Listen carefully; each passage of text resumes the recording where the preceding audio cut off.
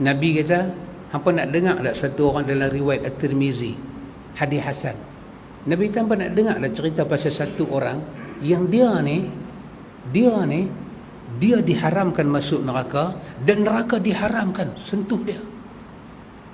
Benda tu pergi balik. Kalau dia diharamkan masuk neraka, tiba-tiba dia kena masuk neraka, neraka sambut. Tapi neraka takkan terima dia. Neraka diharam sambut dia. Pilah suara dia dekat neraka macam mana. Neraka tak mau dia. Neraka kata, aku diharamkan oleh Tuhan, terima dia. Sahabat jadi eager to know. Boleh apa Mat? Eager to know, boleh Sahabat jadi nak tahu. Maka Nabi habang. Nabi kata apa dia? Siapa dia neraka diharamkan untuk dia dan dia diharamkan untuk neraka? Nabi atau Nabi kata, hayinin, layinin, sahlin.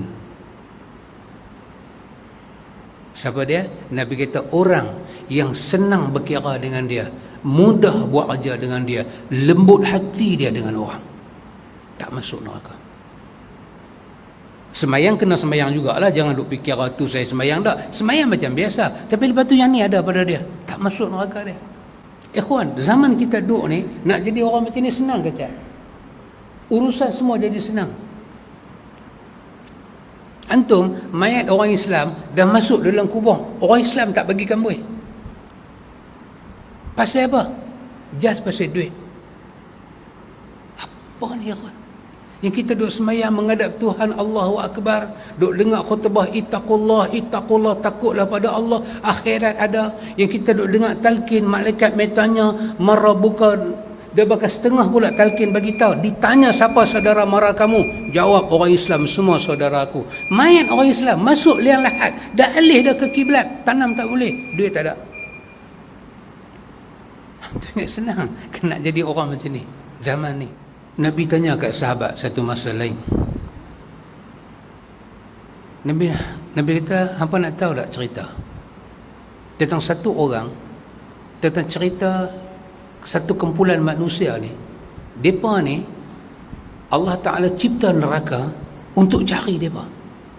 Masa neraka cari depa, Nabi kata, indal hadis At-Tirmizi, masa neraka cari depa, Nabi kata, laha ainani.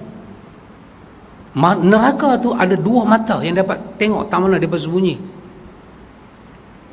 Walaha uzunani, dan neraka tu ada dua telinga yang boleh dengar tak mana suara dia dalam neraka tu. Dan bagi neraka itu Nabi kata, walisanu yantiq, ada lidah yang boleh cakap.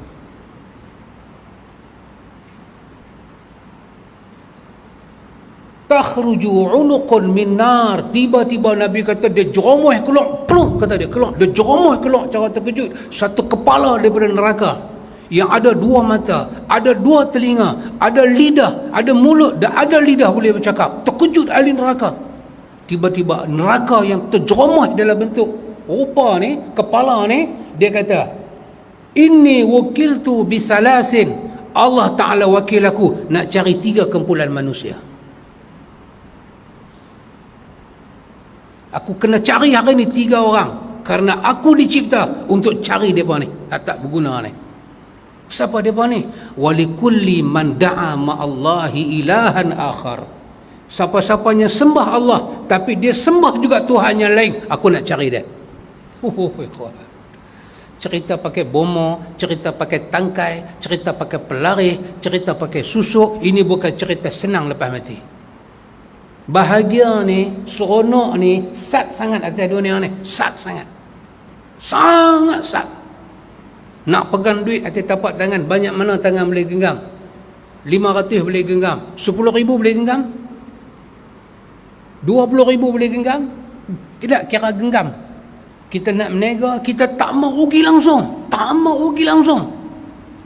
Pakai pelari, pakai bomo. Nak bagi cantik ni, nak bagi cantik, tak mau bagi redot. Ni duk main umur 57, 61, tak mau bagi ada redot. Tembak susuk masuk cucuk. Cekang muka. Cekang muka. Tengok IC. Pejabat pendaftaran duk belek. Biar betul dia ni. botok ke susuk, cantik, muka berseri-seri. Pasal apa?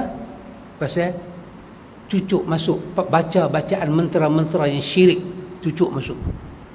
Nak mati jadi Rablah. Neraka kata siapa-siapa yang hidup dalam dunia dia sembah Allah, dia pergi minta pada Tuhan yang lain, dia berdoa pada Allah, dia berdoa pada benda yang lain. Ini wukil tu, aku diwakilkan Tuhan untuk cari mereka sampai dapat. Aku nak tengok mereka, aku nak dengar suara mereka, dan aku nak panggil mereka keluar. Mereka tak akan senang duduk di sini. Wa bikulli jabbarin anid. Yang kedua, Allah Ta'ala cipta aku, cari satu orang jenis manusia jabbar, sombong, anid, lagi keras kepala dengan Tuhan. Apa Tuhan cakap, dia nak khilaf dengan Tuhan dan Nabi Tuhan. Aku hari ni lawan dia. Oh ikhwan, jabbar, sombong, pangkat, ilmu boleh buat kita sombong. Kalau nak ceramah, tanya dulu, ada 50 orang kata. Kalau korang panggil orang lain, saya punya standard 100 kata. Oh dah sihat. Nak ceramah, tanya dulu, YB ada tak ada? Kalau nak ceramah, tanya dulu, wakil rakyat mai tak? Oh ni jenis lagu ni, jenis mai pada Pulau Kezambu ni, jenis macam ni. Ceramah nak jaga dia punya, bila dia dapat apa-apa kebaikan, dia tak mau kongsi dengan orang. Dapat apa-apa kebaikan, tak mau kongsi. Sebelum jadi wakil rakyat, minta jadi wakil rakyat. Jadi wakil rakyat, dia kata pula, apa ingat aku tak letih lah tolong hamba? Dia kata pula, ni di mulut ni seronok. Kita di Malaysia ni ikhwan, kita diajak trend. Kita kalau nak naik, kena berjatuh orang. Kita kalau nak naik, kena perburuk orang. Parti-parti dalam Malaysia diajak macam tu dalam ceramah. Dia bukan diajak macam di Amerika. Saya duduk lama di sana. Dia bukan diajak lagu tu. Di sana dia diajak apa yang nak present pada rakyat. Dua parti boleh duduk satu pentas dan rakyat boleh tanya. Duduk ceramah sekali. Rakyat di sana dia dah malas dengar ceramah, dia nak bagi soalan. Hang pertama bagi tahu, kalau hang menang nak buat apa? Ni serba mak nenek punya duk dah. Cukai ni sampai tak tahu nama cukai punya duk dah. Punya duk kena cukai sampai rambut kami ni makan bantai. Tahu makan bantai. Kalau hang naik, hang nak settle macam mana? Ni hospital ni sampai nak parking pun tak ada parking. Kami pergi hospital nak parking tak ada parking. Hang kalau nak jadi esko, hang nak buat apa? So ask them. Di Malaysia tak diajak macam tu. Diajak depa mai rumah kita bagi pamphlet, kita nak tanya depa belah. Masa tergedik tahu tergedik.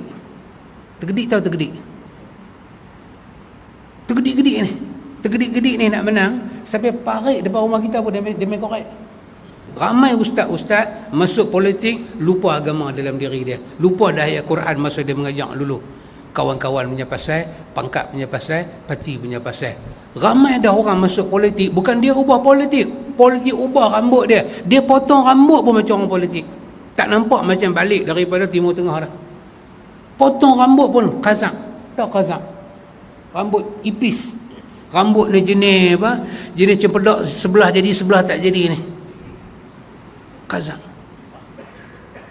Semasa dia balik Timur Tengah hari tu cantik dengan rambut, dengan kepiah bubuh elok, pi masjid dia tahu aturan pakai baju apa, pi pasar malam dia tahu aturan pakai baju apa. Dia jadi somebody dalam politik, dalam parti dia, rambut pun kazak.